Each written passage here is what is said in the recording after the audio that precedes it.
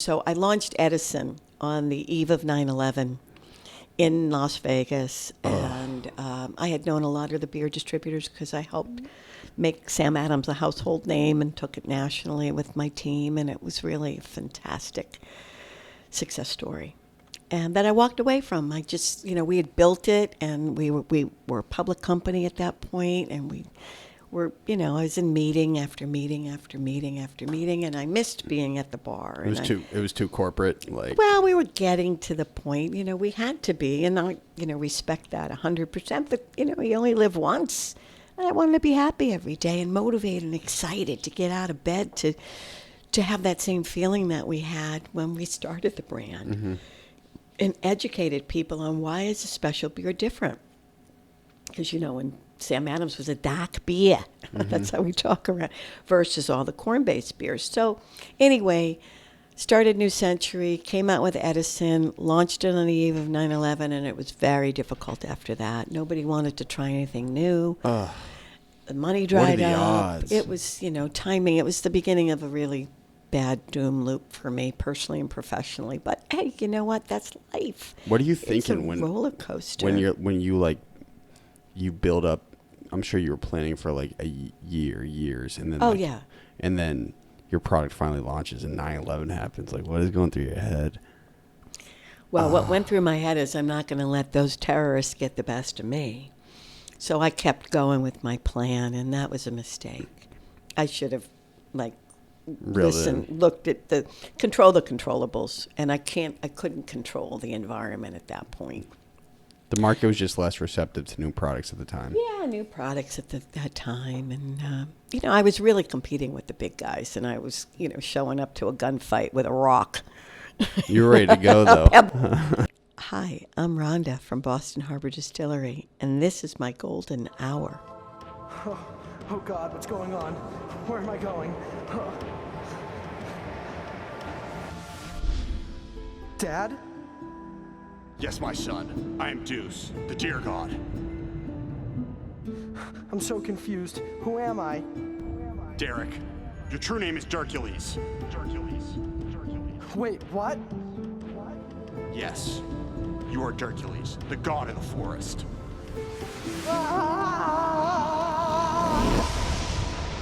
Season 5. Hosted by your favorite podcast host, Big Bochi. You already know the deal, mother. And the double clap signifies the start of an episode. And before we begin, everybody, hey, this is Conor Holway of the Golden Hours podcast. And listen, if you by chance get any sort of value from this episode, whether you laugh, cry, you're entertained, or you're informed, dude, just share it with a friend. And if you don't have friends, you shouldn't be listening to podcasts. And before I introduce my guest on the right today, who is in the building producing? You got Brendan Kilcoyne producing today. And who's our special guest producer? Catherine Copeland. Shouts out to Catherine for making it happen. And our guest on the right today is an extremely successful individual. And I'm not a huge drinker. And before you got here, Catherine kind of gave me a crossword puzzle on like how whiskey works and like how it's like what's quality in pure whiskey. And so she was saying something about like the tail end. Was I studying right? Was it the tail? Like you guys have higher quality tail? It's heads, hearts, and tails, I was explaining. So the tails is the last part that comes off during the distillation process. And so quick refresher. So we're all heart. Okay. Yeah. Heart's the good stuff. Yes. Mm-hmm. Yep. So we don't like the tail. Not for this. A little case. bit of tail. Oh, just a little bit. Okay. On my right, I have Rhonda Kallman of Boston Harbor Distilleries. Hi.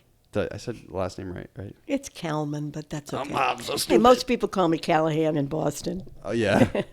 Can you just give a quick synopsis of who you are and what you do? Sure. My name's Rhonda Kallman. I'm born and raised in Boston, in the area. Boston area, I guess, right? So Well, Peabody, come on. within 20 That's like New miles. Hampshire. Yeah.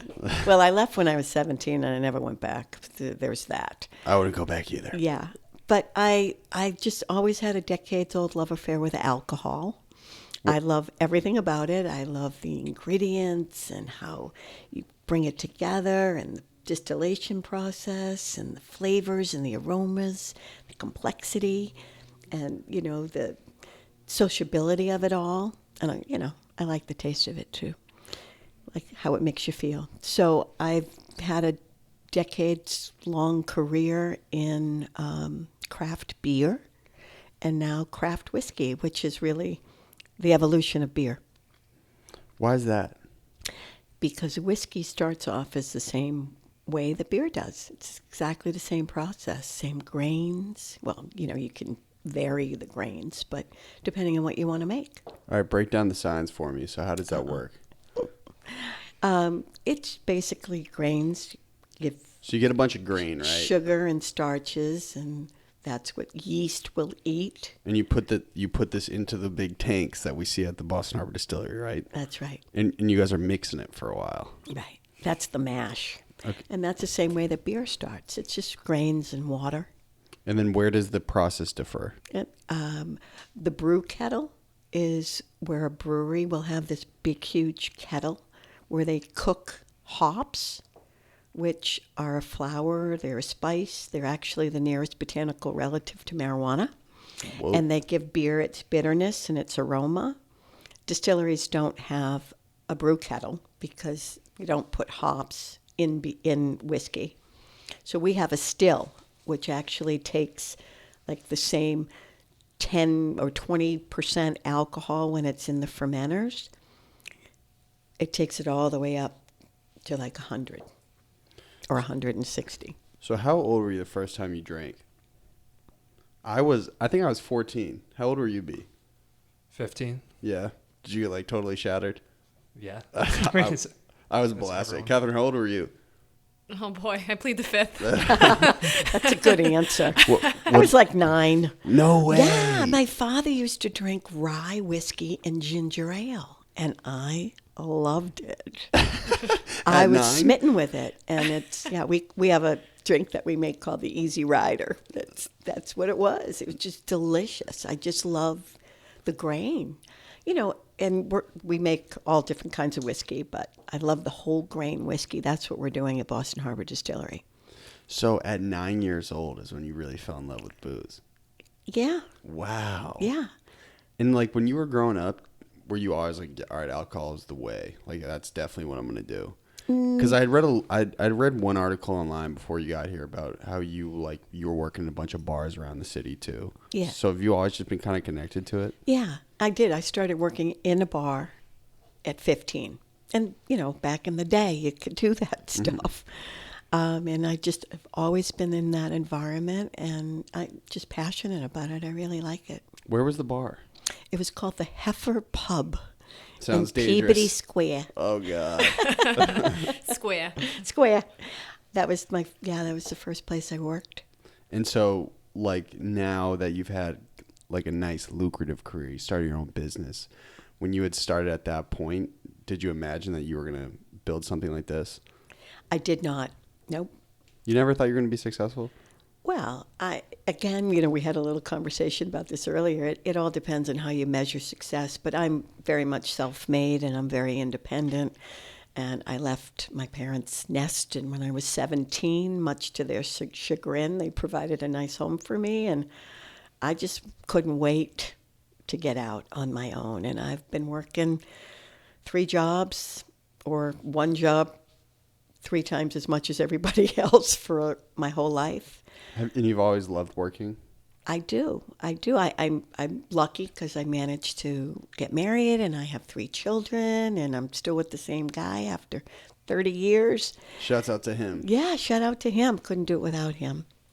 And it's just been great. I mean, to be able to create something from nothing in a industry that you love and you're passionate about, it just gets harder. You'd think it would get easier after decades of doing the same like-minded things, but it doesn't, because it's a very dynamic business, and the world is changing.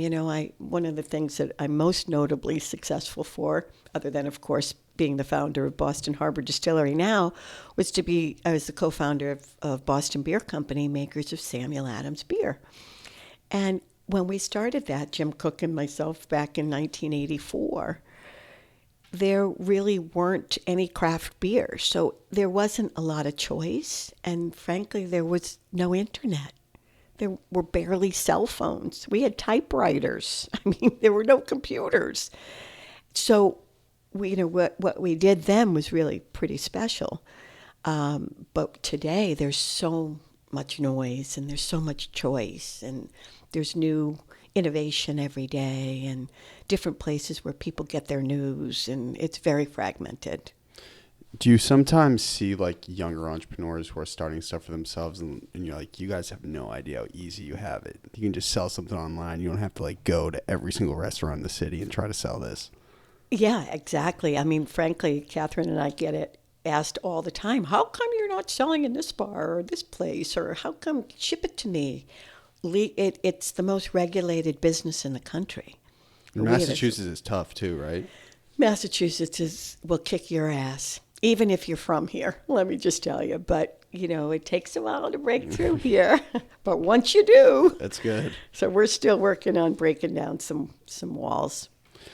I more so mean like people now, and Catherine, as you know, people can start a business like on Shopify like that. Right. And so when you had started building your business, like you really were out there hustling, right? Like you had to go to every single restaurant, every single bar and say, hey, can you try our booze? Yeah, you know what? We're still doing that. You like that part though, right? Well, that's where the action is. Mm-hmm. Yeah, I do like that part. And people like it when we come in, people that represent the brand, that know everything about it, that are passionate. We're real, it's authentic. But we also love it when people come visit the distillery, which is really this beautiful hidden gem in the Neponset. It's actually in the Port Norfolk neighborhood of Neponset, which is a neighborhood of Dorchester, which is a neighborhood of Boston. This is crazy. You're like right near that Best Western, right? Like Best Western on the water? Yeah, sort of, yeah. We're right on the other side of that, though. You have to go like through the neighborhood. Yeah. Are you guys the sole distillery in Boston? No. Fortunately, there's a couple others Why is that fortunate? That's the competitors, man. No, because when the tide comes in, all the boats rise. I started Boston Harbor Distillery to prove that Americans can make great whiskey, because for decades I've watched everybody drink Scotch and Irish whiskey, and the poster child for American whiskey is bourbon. People come in, they're confused. They think bourbon is whiskey and whiskey is bourbon, but in fact that's not true, because whiskey, just like beer or craft overall, is really an ingredient story. So bourbon, because of all the rules and laws that are surrounding it, is really the most regulated business. It has to be made with a majority of corn. So over 51% corn, aged in new white American barrels for a minimum of 2 years. Does not need to be made in Bourbon County because that's dry, but it does need to be made in America. So it's like champagne is to France or tequila is to Mexico. Bourbon is uniquely American. Bourbon. But when I helped Jim Cook start Sam Adams, we were using 100% malted barley instead of corn. And, it was Bud, Miller, Coors, Corona, Heineken. Those are lighter beers because they're made with corn, an adjunct. Whereas we use the whole grains, the real flavorful part of, that's how we started the beer, with these really beautiful grains. And that's what we're doing at Boston Harbor Distillery. We're using whole grains like rye and malted barley to make our whiskey instead of corn. So we don't make bourbon, even though that's what much of America is drinking. Now, who's your demographic traditionally? Like, who's going to buy this from the store? You are. No. Well, if I'm getting drunk, I'll go buy it, 100%. Well, I don't want you to buy it to get drunk. So, come on, Rhonda. No, honestly, you know what? It's really about having a mindful experience. And, not to be boring about it, but really you should enjoy what you drink. And then sometimes you have so much fun doing that and just really exploring the flavors and slowing down a little bit. You got to get up the next day and keep moving. That's how I've survived being in this industry for so long. You really do have to be mindful. Ready the next day. Yeah, I mean, you don't go out to get drunk. You go out to have some drinks, and then things transpire. Yeah, I suppose. So who's been buying it mostly now? Really enthusiasts, people who really want to learn about different whiskeys. So, we're not getting the JMO drinker, probably. We're probably not getting the Jack or the Jim Beam drinker right now. That'll come maybe in time. But there's this whole group of individuals that do love to explore whiskey either from America or from the rest of the world. And they're discovering what we're making here, and they're very impressed. And so when you start, you're like, okay, I have this product. I mean, you've been around for like 7, 8 years now, correct? Yeah, well, I launched, I incorporated in 2012, and we opened the doors in 2015, so we're still in our 4th year. Congrats. Thank you. So when you start selling, are you first like, okay, I want to get product placement in like a Whole Foods first, or a liquor store, or restaurants? Like, what's normally the play, like right as you start? Right as you start, I think I've always been partial to restaurants and bars. Just because you grew up in it? I grew up in it, and often they'll put it on the, if they put it on the menu, it's helping you build your brand. And you meet the bartenders and the wait staff, and you talk to people. And then when you're not there, they're probably talking to people about when someone says, hey, what's this? The stores are a little bit different, though they're getting better. But certainly we're in Whole Foods. Nice. We're in a lot of the fine wine stores where they hand sell things to people that want to understand the story and to see if it's real and to try to get connected to the brand. And so do you guys do any like sort of e-commerce? Yeah, sure. That's boring though. The fun stuff's like you like going out as the owner, like going to like all the restaurants in the South and saying like, hey, I got this awesome product. I'd love for you guys to sell it, right? Yeah, we get the door shut in our face a lot. Yeah. How many times does that happen for you in your career? Gazillion? Oh, yeah, exactly. You just got to pick yourself back up, dust yourself off and get out there and find the next place. But there's a lot of willing participants. I mean, the city that we're in now in Boston, it's booming. There's so many wonderful places. In fact, it's almost too many, too numerous to count. But we need to find our way in. And I think as our whiskey ages and we get out there more and people like you help us spread the word, we really have something that's rich and authentic and just beautiful. It tastes great, and we got to get that Boston pride going. What did your parents do for work? Like, have you always just been a hustler? And I'll also take a little drink here. No, you got to give it a try, Conor. We'll try right now. All right, cheers. Sure. I'm doing these. Here's to working people. Cheers. I'm drunk, just like that. Wow. See, oh, Tastes like Christmas, man. saving the good stuff for Christmas, are you? It was great. No longer have to. We brought you that bottle. Thank you very much. And thank you for the lid. The lid's fire. Of course. B, what are your thoughts? You like it? Yeah. Very smooth. I'm not a whiskey connoisseur, but I would love to get into it because I'm into beer. Right. Craft This beers. is the next step as Right. you mature. Come on in. We'll show you around what we do. It's true. What was my question? My parents. Oh, yeah, your parents. Yes. Although they would never be entrepreneurs, they just weren't that kind. My father actually was an accountant. Ooh. Yeah. That's like anti-you, right? Well, kind of part of the story, I'm a New Year's baby. I was born 4 minutes past midnight. So I was born on January 1st, but I was the first baby born out of Lynn Hospital. It doesn't even exist anymore. Wow. But he'd always give me a hard time because if I was I was always late. I would 5 minutes earlier, he would have got a tax deduction for the year before. But what really inspired me about my father is he actually started off in the grocery business. And so, when I walk into a supermarket, it just has a whole new meaning for me. That's really where he started. And he was handicapped. I used to see him. He'd have to lay on the floor just to stock the shelves. No way. Yeah. But he went to Northeastern University. For 18 years it took him to get his accounting degree. Oh, my God. And, they didn't have a lot of money. They were raising 3 kids. And so he would leave the house at 5 a.m. and he wouldn't get back till, after 9 at night. And my mother took care of everything around the house, but she also worked. And What did she do? she was a secretary. She answered phones, but really the thing that she really enjoyed was she sold carpets.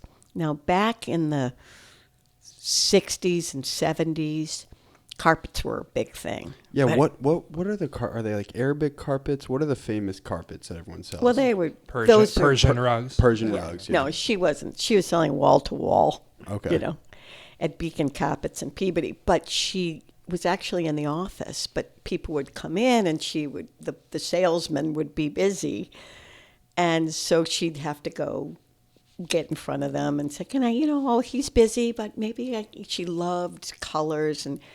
Well, they offered her a position to be a salesperson, which she was like the first saleswoman to sell carpets.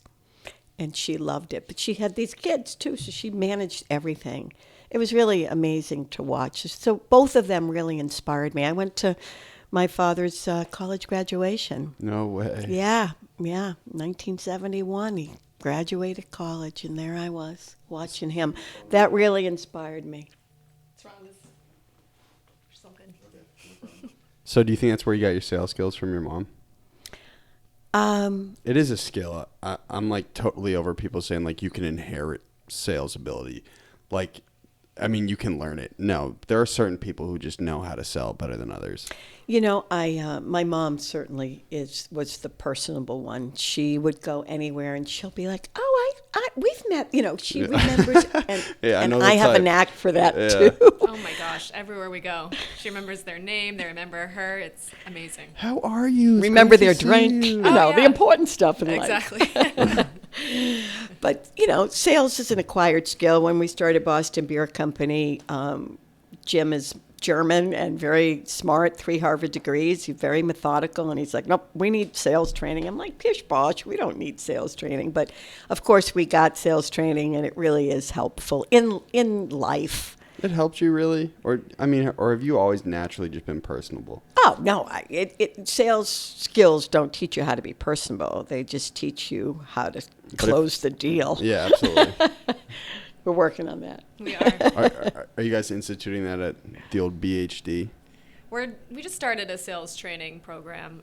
It's just online, but it actually is pretty helpful because there is, some people have that inherent quality where the sales gene. But this is actually really useful. It teaches you how to structure it in a way that, is actually very formulated, and I'm excited to put it to use. Yeah, it's going to get better, too. Exactly. And we just implemented it. It's been Catherine and I for June will be 2 years with her. And The tag team duo. Let's go. Tag team duo. Yeah. And we just had a couple of guys join the team in November that seemed to be working out really well. Yeah. And, that together with our distributors, because it's a whole 3-tier system to go through to get to the bars and restaurants. We're out there spreading the word. Hustling. So I had also read in the same article that you had tried to launch 2 other products before this, right? Can you talk a little bit about like some of the failures you had before launching the good one? Yeah, failures sort of define you in a lot of ways. You learn a lot from them. I mean, I had that wonderful American success story with Sam Adams and left to figure out the next chapter. And I ended up starting another beer company to make innovative American beer styles that didn't exist at the time. And I started the company in January of 2000. So I called it New Century Brewing Company. It was the first brewing company of the new century, which is pretty cool. Let's go. Some good marketing. And the man who invented light beer was a mentor of mine. And he was in Oh, my his late God. 70s. That guy and- must be loaded. Well, he's dead now. Oh, okay. but, I'm sorry. It was more of a passion. He was the world's expert on yeast fermentation. So there really is a guy that is an expert on yeast. And he was my mentor, and I came out with a beer called Edison. It was a light beer made from scratch to be light. It wasn't a watered-down version of anything else, so it had the same stats as a Bud Light, but it tasted great. So I called it Edison after that spirit of invention, innovation, and light. Because if you think about all the successful beer brands, many of them are guys' names. Miller, Heineken, Sam Adams, Busch. Coors, right? Busch. Or place, like Sierra Nevada or New Belgium, or place. What is Heineken? What is that? A guy's name. Is it? Yeah, Freddie Heineken. Yeah, What a real name. man. A Frederick, German. Yeah. That sounds like a star. Freddie Heineken. Let's go. A porn star. Yeah. Did you ever think of just naming the whiskey just Rhonda's? No, never. So you want to talk about the whiskey? Oh, you wanted me to I wanted finish? the beer. The but beer. I gotta I go got back the to beer. ADHD. I got the ADHD. Okay. I'm sorry. No, you're good. You're good. Well, speaking of ADHD, so I launched Edison on the eve of 9/11 in Las Vegas, and I had known a lot of the beer distributors because I helped make Sam Adams a household name and took it nationally with my team, and it was really a fantastic success story. And that I walked away from. I just, we had built it, and we were a public company at that point, and we were, I was in meeting after meeting after meeting after meeting, and I missed being at the bar. It was too corporate. Like, Well, we were getting to the point, we had to be, and I, respect that 100%. But, you only live once. And I wanted to be happy every day and motivated and excited to get out of bed to have that same feeling that we had when we started the brand. Mm-hmm. And educated people on why is a special beer different. Because, when Sam Adams was a dark beer, that's how we talk around, versus all the corn-based beers. So anyway, started New Century, came out with Edison, launched it on the eve of 9/11, and it was very difficult after that. Nobody wanted to try anything new. The money dried the up. odds? It was, timing. It was the beginning of a really bad doom loop for me personally and professionally. But hey, you know what? That's life. what are you It's a thinking when roller coaster. when you build up? I'm sure you were planning for like years, and then and then your product finally launches and 9/11 happens. Like, what is going through your head? Well, what went through my head is I'm not going to let those terrorists get the best of me.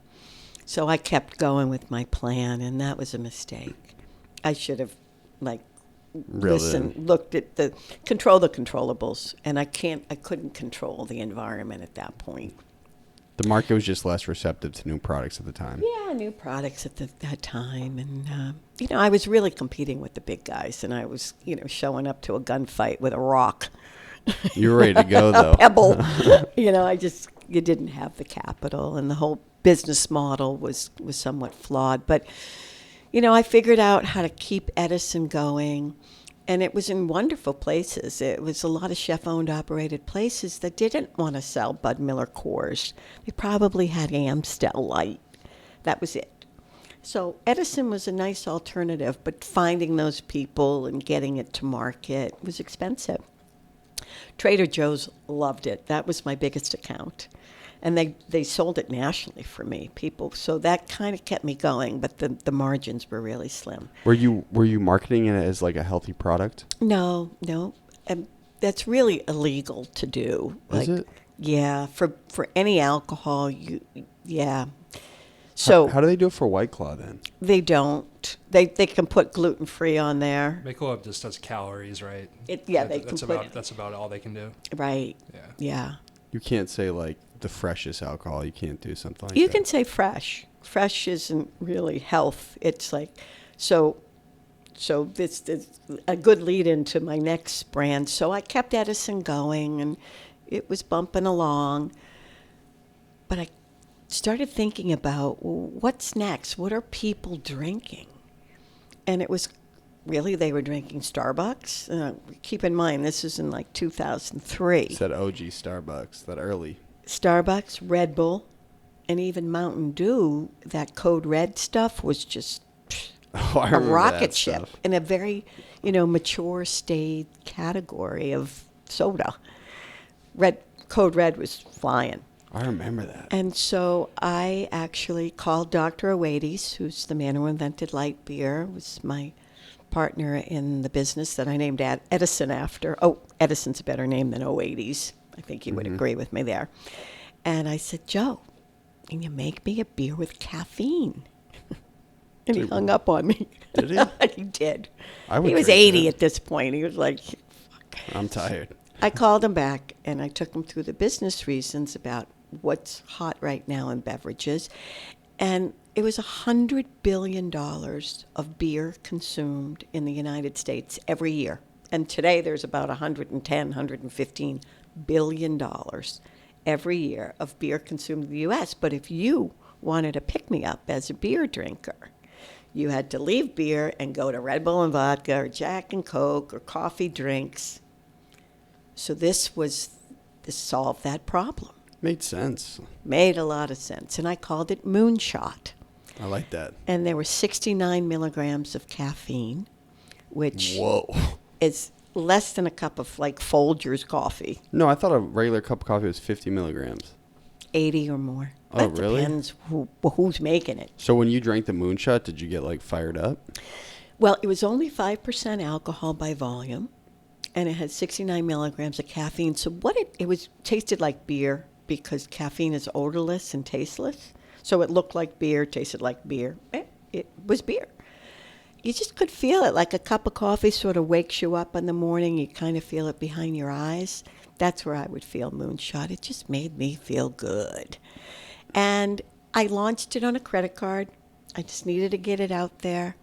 And, I struggled and hustled and struggled and hustled for years. And just as it was ready to go, 7-Eleven gave me 800 stores throughout the country. Oh, no way. I had to go get that set up in Virginia and Texas and Florida and all the, big states. And they were giving me 2 facings in the cold box. I was all excited. What does that mean?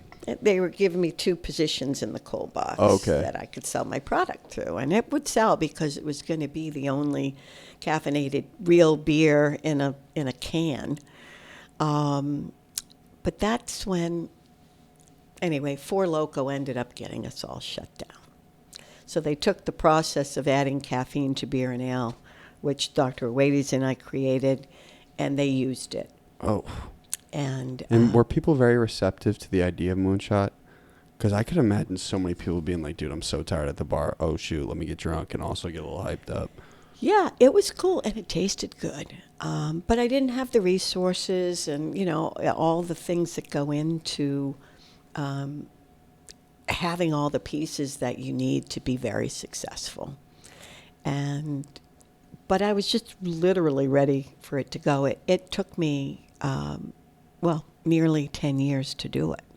And that's what you need these days. Now, the big companies come out with stuff, and overnight, it's all over the place. I mean, Bud Light Seltzer, or whatever the hell they call that, they just launched. They already...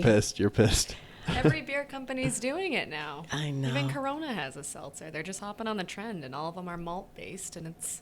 Or sugar-based. Or sugar-based, even worse. I heard Corona stock's going down because of the virus. Is that like real talk? That is ridiculous I and read true. an article about that, There's a yeah. CNN poll. Did you see that? Like 40% of Americans won't drink coronavirus or Coronas now. Like, Wow. B, just grab the mic and pull it down just a little yeah, bit. Yeah. Well, you'll feel the sweet spot. I got it. There you Right go. here. Yeah. You sound handsome, man. Awesome. Yeah, that's wild. Wow. It's disheartening. Not for Corona, but for the population. Right. I have a question about Four Loko. So they used to have caffeine, and then they got into a lot of trouble. Were there less regulations at the time when you were thinking about coming out with the caffeine beer? And did they shut that down as far as caffeinated malts or beers? Yeah, so what happened is I actually came out before Four Loko did, and Dr. Wades and I had a patent in 4 countries in the process of adding caffeine to beer and ale. And he was in his 80s, and he was sick. He was dying. And he gave me a name of another brewing consultant that I should use. Because I'm not the brewer, but I know enough to be dangerous. But I'd like to, ride herd on the analytics, etc. And that particular person gave the process of adding caffeine to beer and ale that we had patented to Four Loko. Wow. And Panther Juice. And what they did was, it was a speedball in a can. It was 12% alcohol by volume, 259 milligrams of caffeine. I mean, like a speedball.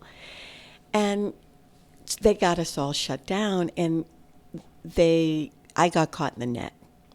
And I went all the way, I fought it all the way up to the head of the FDA, which rides herd over caffeine, whereas the TTB, which is a division of Homeland Security, they ride herd over alcohol. So the TTB had approved my mark on 4 different occasions. It was the FDA that had to come in and end around the caffeine.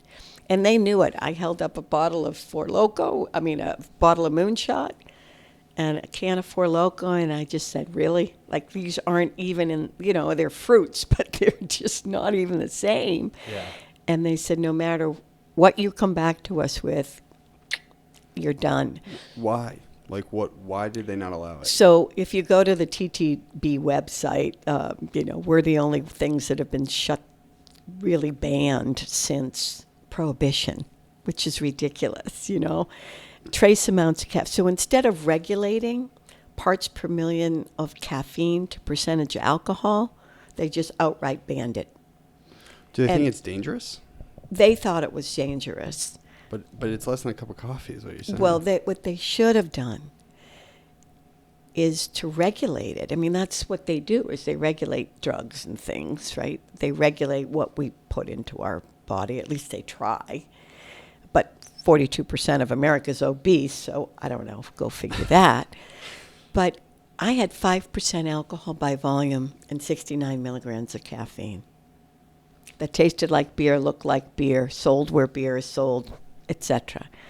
Four Loko had 12% alcohol in one can, plus 259 milligrams of caffeine. It was yellow and red dye. They're lethal. They should have regulated parts per million of caffeine to percentage alcohol, and I would have fallen well below that. But right now, Boston Harbor Distillery makes a coffee liqueur, which is 46 proof, which is 23% alcohol, and more caffeine than Moonshot ever had. But that's legal because it tastes like coffee. You're still pissed. I'm still freaking pissed. Yes, I am. So, because it was so good. It was so good. But it you know sounds what? like a great idea, too. Everything has a silver lining, because that company, I had to shut it down in 2011. They banned Moonshot. I could have kept Edison going. I had just lost heart of the beer business. I had really been at the forefront of it for tired. Decades. And I wasn't getting any support. And I just needed to shut it down and go on with my life. But it led me to Boston Harbor Distillery. So there's a silver lining in everything. And this whiskey is always, even when Jim Cook asked me to help him start a beer company in 1983, I said, I don't like beer, I like whiskey. And he promised he'd make something that I liked, and of course he did. But I'm back to really what I'm really passionate about. And I believe that there's an opportunity for a really great premium whiskey made right here in Boston. Why not? So was that part of the plan when you started the product? Like, I'm going to market it as a Boston-based product. Well, it's inherent in it. If you look at this, it's Putnam. Putnam is the name of our whiskey, because the beautiful brick and beam building that I have a 20-year lease on. It's very expensive, by the way, but it really spoke to me. It was the Putnam Nail Factory, the whole parcel of land that's right behind that colorful gas tank off of the expressway, exit 12, was the home of the Putnam Nail Factory. And Silas Putnam automated the manufacture of a hut-forged horseshoe nail in the 1850s. And he had government contracts, and he supplied horseshoe nails to both sides of the Civil War. So that's the name Putnam. And it goes back to my thought about having names, guys' names are rich with history, and they mean something, and they're real people. So it's not Rhonda's whiskey, but it is Putnam whiskey.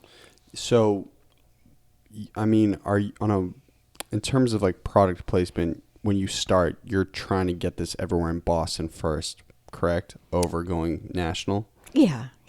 Yep. And so when do you make the call? Because you already did it at Sam Adams. Like, okay, now this is ready to go national. It's really about resources and about how much capital can you raise and how many people you want to put on the street and how fast can you go. But you do dilute your effort. And we have so many opportunities here. I mean, geez, in Somerville alone, we probably have 6 places. Catherine was about to close an account before this, man. You missed it. Yeah, the jungle They're down. Let's do it. next door. Yeah. Great. Yeah. Let's do it. Why Always not? be selling. You always be selling, right? Yeah. Right next door to you. Right across. Yeah, I'll walk you over there after. Yeah, great. Easy. Yeah. Business. Business. We'll take it.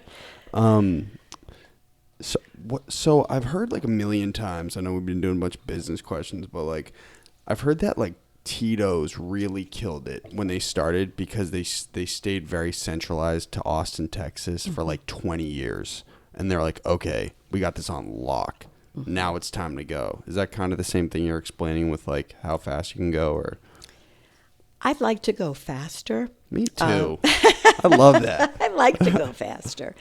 I mean, New York City's exciting. You like New York, just as a city? Well, yeah. I mean, I don't think I'd want to live there, but I do like the energy of it. You like And, the chaos? Yeah, they like high-end whiskey, so I like any Yeah. place that likes high-end whiskey. You know, you can get whatever you want there. But yeah, we're in New England. We sell all over to the 6 New England states. That's where we're at. A little bit of upstate New York because we had to cover off some chain mandates that sell some of our stuff. But at the end of the day, we have a lot of work to do, you know, with inside 128. Western Mass, they love craft. I'm Cape sure. Cod, people come visit. Ski mountains. Mountains, like it's going to take us a while. And how often, when you generate new business, is it you actually reaching out to the retailer or the restaurant as opposed to them reaching out to you saying, hey, like, we love this? Probably 95% of the time we have to do the reaching out.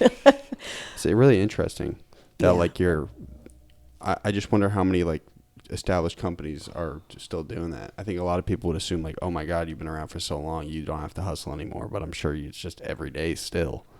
Oh my gosh, yeah, we're in it. I mean, the whiskey business is not for the faint of heart. Everything has to be paid for in advance. Every one of our suppliers require us to prepay. Right? You're pissed. Well, yeah. I mean, that doesn't. And if they give you 30 days, it's hold nothing. We're laying down whiskey for years, so we don't get to experience that revenue for years. I get it. Yeah. So that's why you don't see a lot of startup whiskey companies. You got to love it. You got to love it. You got to have a vision. And you got to stay the course. But at the same time, we do have some other brands that we make to really kind of help with To cash generate. flow and get it out there. And what's that? Well, we're launching a very exciting whiskey. Let's hear the sales pitch. Well, it's called Demon Seed. Whoa. Need I say more? Sounds like something Brendan would drink. It's right up my alley. You like spicy? Yeah, a little kick. I like that. Demon Seed. Yeah. It's, Let me do the ad for it. Demon Seed. Yeah. Death in a cup. Whoa. Not quite. Allspice, zero. See, I don't like drunk. I don't like death. You like people having a good time, though. Yeah. Is death in a cup a good time? I don't know. It must be a generational Depends on the, thing. it depends on the demographic. Something to catch your eye, you know. My glass is empty. I'll finish mine. No, I meant I need more. Brendan, you enjoying your drink? I'm already done with mine. I'm gonna be totally both already transparent done with you over guys. there, After I actually did catch a buzz after the first sip. Oh my goodness. I'm a lightweight, man. I'm a total lightweight. That's good. You're a cheap date. Easy. It's awesome. What food traditionally goes well with whiskey? What doesn't? Well, be honest with me though. Like It's not cereal, but yuck. no, I like charcuterie. I like steaks. I like meat. Is that how you say it? Charcuterie? That's all like the little meats. Yeah. You And say- cheese. I always thought it was charcuterie. Oh boy. It's you gotta get out, charcuterie? you gotta get Yeah. out more, man. I gotta get I gotta get out there. Yeah. Charcuterie. Yeah. I like savory food with it. You like that like smoked salmon on a bagel. That's what you're feeling. Yeah, yeah, She's not into things that are super sweet and super citrus. right. Learned about her. Yep. Like, what would super sweet be? Like cake? You know, Like sugar, white sugar, meh. Yeah. Drink, sugary drinks, meh. Really, you know? No, I mean, limoncello. Sorry? Like a limoncello. You wouldn't like that. I have to say, once in a great while, I'll have one of those things, a lemon drop. It's Yeah. just sometimes you just need to get there fast and sweet. But that's an exception, not the rule. What is the caloric count on a shot of this? Good question. It's literally 135 calories. Per shot. Yeah, which isn't a lot. So what's an average, like, what's it like a Budweiser? It's like 150? Yeah, So it's equivalent. it's equivalent. It's less. And it doesn't give you gas. Whiskey, that Okay. is. Beer makes you burp and, a little carbonation. And so, Not attractive on a date. yeah, I could imagine.